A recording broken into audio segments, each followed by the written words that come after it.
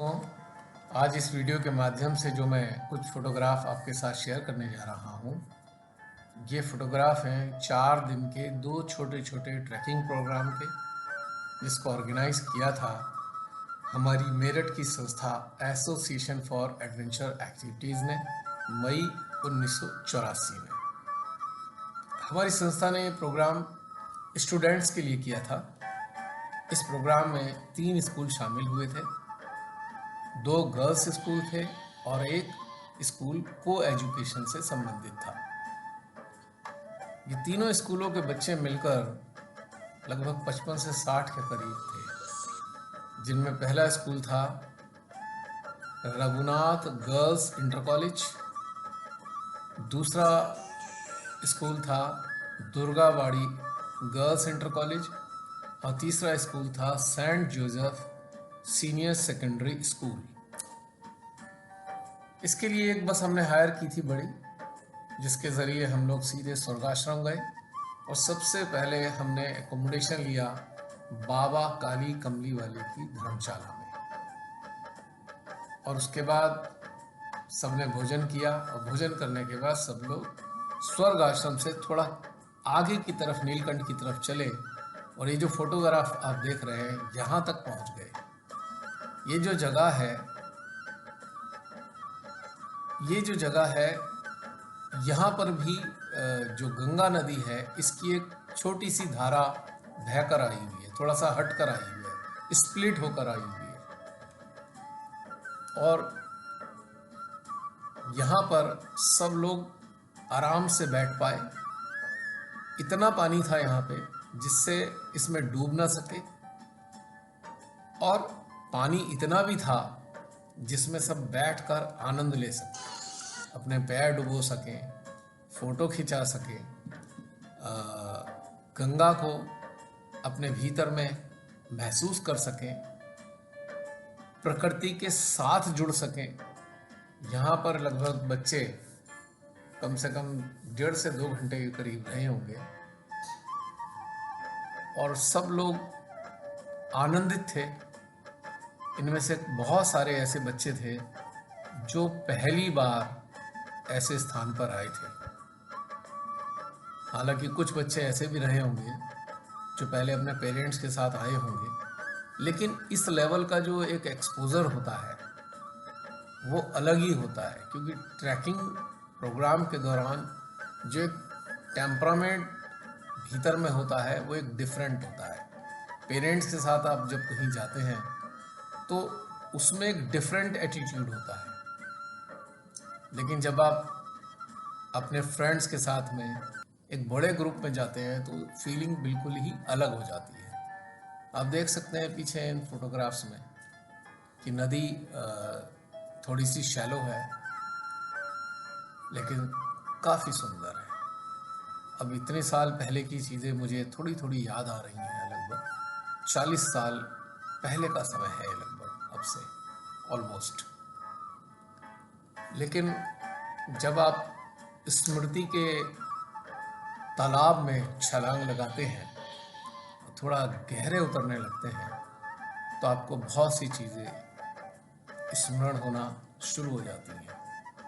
वैसे तो आपको लगता है कि आप भूल चुके हैं बहुत सी चीज़ों को, लेकिन जब आप उसमें उतरते हैं पूरा कंसंट्रेशन के साथ में, तो थोड़ी थोड़ी चीज़ें आपकी बाहर आती हुई महसूस होती हैं और आपको लगता है कि हाँ, फिर आप उन क्षणों को जीते हैं। बहुत सुंदर तरीका है ये।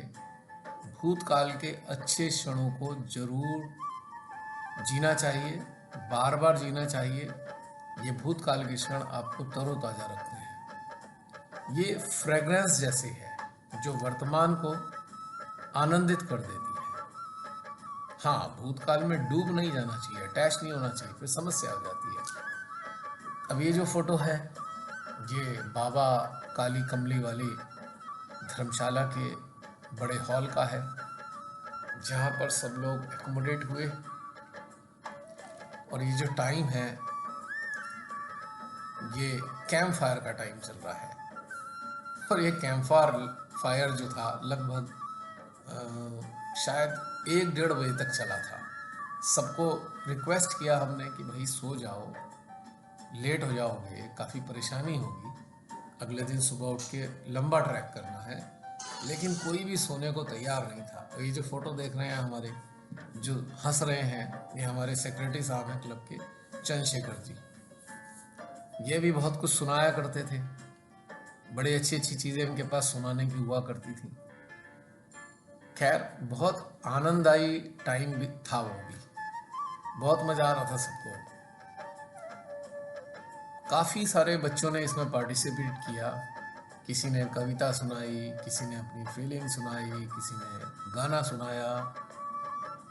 बहुत कुछ एक्सप्रेस करने के लिए होता है, और ये टाइम होता है जो हेजिटेशन भी जिनके अंदर होती है एक्सप्रेस करने में, वो भी ऐसे में समाप्त हो जाती है। इसलिए पर्सनालिटी डेवलपमेंट के लिए इस प्रकार के प्रोग्राम बहुत इम्पोर्टेंट होते हैं।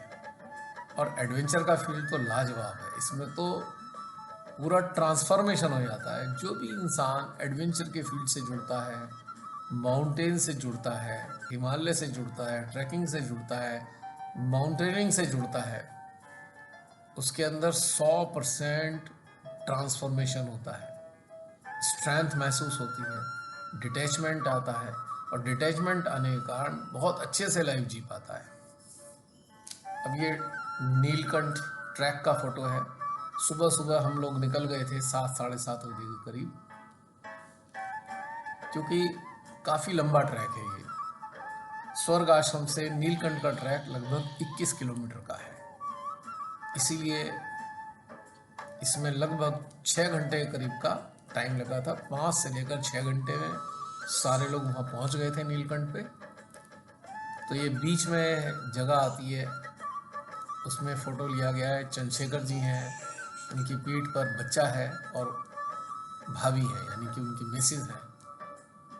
उन्होंने भी बड़ा एंजॉय किया। हालांकि मुझे लगता है कि शायद पहली बार वो उनके साथ ट्रैक पे आई थी, पर उन्होंने भी इस चीज़ का पूरा आनंद लिया। और जब ये उन्होंने पूरा ट्रैक करके वहाँ पहुँचे तो ऐसा लग नहीं रहा था कि बहुत ज़्यादा थक गई है ये। सबको बहुत मज़ा आया, इसमें कोई शक नहीं था। चलते चलते चलते गर्मी बहुत थी भाई, मई में काफ़ी गर्मी होती है, जिसके कारण धूप भी तेज़ थी।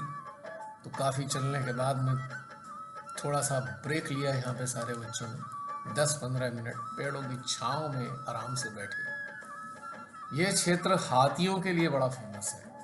कई बार ऐसा हुआ है कि नीलकंठ जाने वाले लोगों को हाथी मिले भी हैं, तो इसलिए थोड़ा सा ये भी चिंता होती है कि भाई कहीं से हाथी वाथी ना निकल आए। वैसे वाइल्ड लाइफ तो और कोई यहाँ पे ऐसी दिखाई नहीं दी हमें, लेकिन फिर भी सुना था यहाँ हाथी काफ़ी रहते हैं इस क्षेत्र में, क्योंकि स्वर्ग आश्रम के साथ में चीला जो क्या कहते हैं सेंचुरी है, वाइल्ड लाइफ सेंचुरी है चीला, ये बिल्कुल साथ में ही जुड़ी हुई है। तो वहाँ से निकलकर कभी कभी यहाँ पर आ जाते हैं बहुत से एनिमल, पर लकीली किसी को कोई ऐसा प्रॉब्लम नहीं महसूस हुआ, कोई ऐसा वाइल्ड एनिमल हमें दिखाई नहीं दिया। सब लोग ट्रैक का पूरा आनंद ले रहे थे।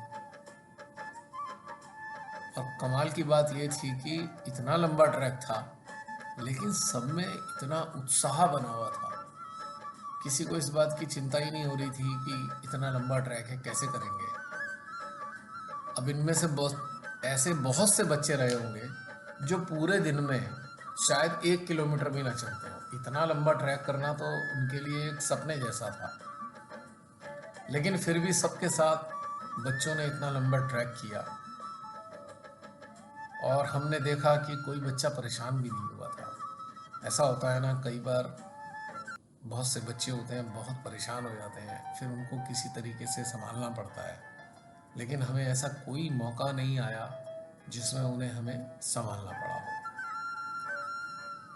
जिन्होंने ये नहीं किया है, मैं उन लोगों से कहना चाहता हूँ कि एक बार मौका निकाल कर इस ट्रैक को ज़रूर करें। हालांकि नीलकंठ तक गाड़ी भी जाती है, उसकी रोड अलग है, लेकिन फिर भी ट्रैक का मज़ा कुछ अलग ही आता है। ट्रैक ज़रूर करना चाहिए। जो लोग इस चीज़ की शौकीन हैं, थोड़ा इसमें विश्वास करते हैं, तो इट्स ए ब्यूटीफुल ट्रैक। और थोड़ी सी अगर ठंडक में अगर आप जाएंगे तो इसमें और मज़ा आएगा। यानी कि से अबाउट आप नवंबर में जा सकते हैं, आप इसे फरवरी या मार्च में कर सकते हैं, क्योंकि अल्टीट्यूड तो इसमें ज़्यादा है नहीं, लेकिन इतनी गर्मी नहीं होगी कि जितनी गर्मी मई या जून के अंदर मिलती है। अब चूंकि हमें बच्चों के लिए प्रोग्राम करना था तो उनकी छुट्टियों के बाद ही ये प्रोग्राम संभव था, लेकिन एडवाइजेबल ये है कि इस प्रोग्राम को आप फरवरी, मार्च, अक्टूबर या नवंबर, दिसंबर में भी कर सकते हैं, 12 महीने भी कर सकते हैं, ऐसा कुछ भी नहीं है इसमें। लेकिन जो बहुत ही फेवरेबल जो टाइम होता है वो यही वाला टाइम है जो मैंने बताया है। जब ऊपर से देखते हैं तो ऋषिकेश बड़ा सुंदर नज़र आता है, कहीं कहीं हाइट भी आती है ऐसी। इस फोटोग्राफ में आप देख रहे हैं आगे की तरफ पूरी की पूरी रेंज दिखाई दे रही है। हालांकि पहले इतने अच्छे कैमरे नहीं होते थे जिसमें पूरी डिटेल आ जाए। यहाँ पर भी थोड़ा थोड़ा ग्रुप फोटोग्राफ के लिए बच्चे रुके हुए हैं, थकान भी मिटा रहे हैं और फोटो का भी पूरा आनंद ले रहे हैं। अब ये फोटो है, कितनी सुंदर यादें हैं। अगर ये फोटो ना होते तो क्या हम इसके लिए कोई वीडियो तैयार कर पाते?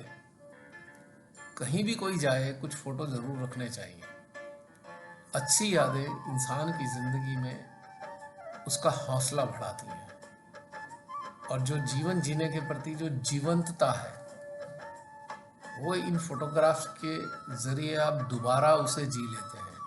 क्योंकि देखिए, शरीर की आयु तो निरंतर बढ़ती जाएगी, ये तो एक सत्य है, लेकिन आयु भले ही कितनी बढ़ जाए, यदि हमारे पास अच्छी यादें हैं तो आयु का कोई भी प्रभाव हम पे नहीं पड़ता। हम इस समय को दोबारा जी रहे होते हैं। अब ये जो फोटो है ये नीलकंठ के साथ ही जो स्टेयर्स थी वहाँ का है। यानी कि नीलकंठ मंदिर यहाँ से शायद 50 मीटर की दूरी पर है। पता नहीं क्यों किसी ने नीलकंठ का फोटो क्यों नहीं लिया, मेरे पास है नहीं वो। और ये जो ग्रुप है ये सेंट जॉन्स वाले बच्चों का है ग्रुप पूरा।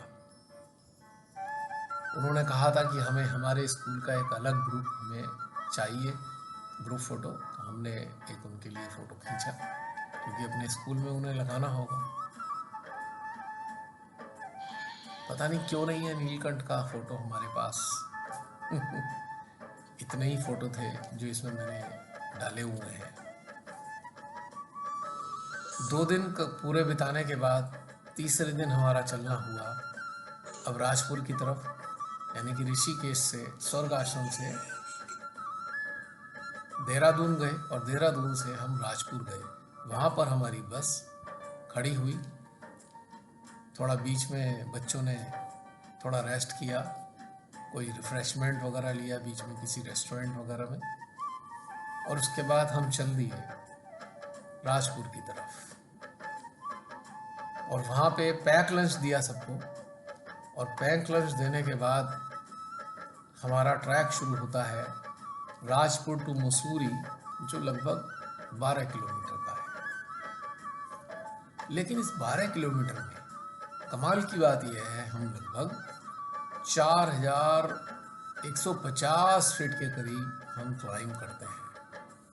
इसलिए राजपुर से मसूरी पहुंचने में हमको लगभग 6-7 घंटे लग गए थे।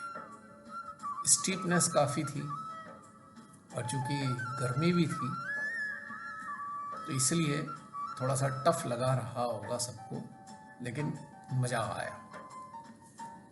6-7 घंटे में हम वहाँ पहुँच गए। और उसके बाद लाइब्रेरी वाले स्थान पर, जो मसूरी में लाइब्रेरी है, वहाँ पर एक गुरुद्वारा था।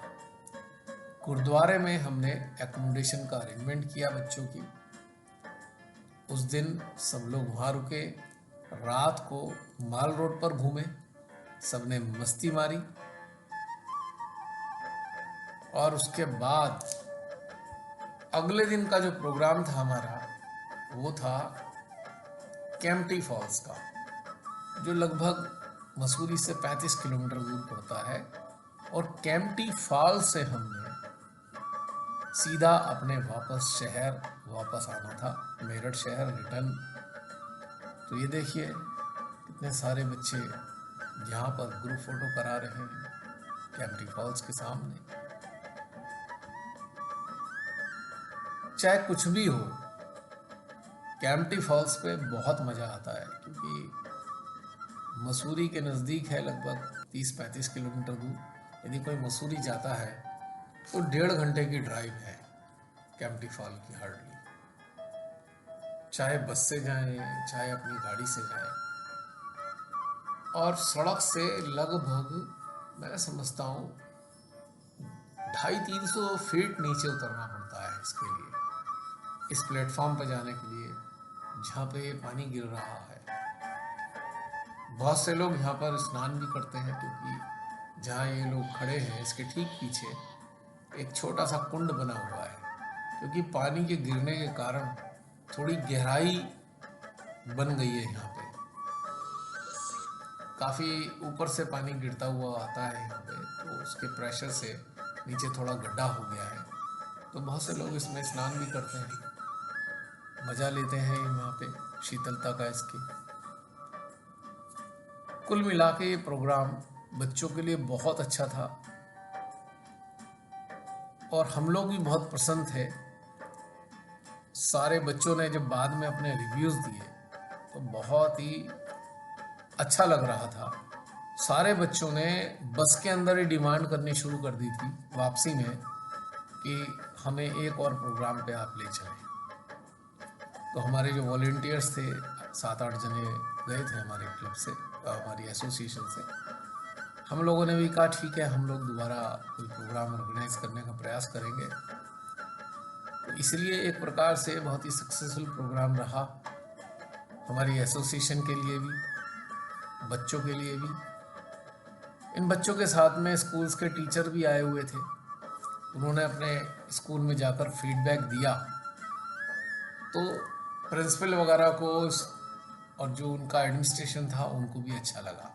तो इसी के साथ समाप्त करते हैं दोस्तों, फिर अगले किसी फोटो वीडियो के साथ हाजिर होंगे। वैसे तो कोई वैसे वीडियो भी होंगे, लेकिन फ़ोटो वीडियो के साथ बातचीत करने का मौका मिलता है। हालांकि अगर वो हैंडीकैम से बनाए हुए हैं या कोई किसी भी मोबाइल कैमरे से बनाए हैं तो आराम से हो जाता है, लेकिन उस काल में 84 में ना हैंडीकैम था, ना एंड्रॉयड फ़ोन था, खाली डिजिटल कैमरास हुआ करते थे। उनमें ही मुश्किल से 5, 7 या 8 पिक्सल मैक्सिमम होती थी। शायद ये भी 6 या 7 पिक्सल का कैमरा रहा होगा डिजिटल कैम जिससे लिए हुए हैं फ़ोटो ये। तो फिर मिलते हैं, इसी के साथ समाप्त करते हैं आज का वार्तालाप।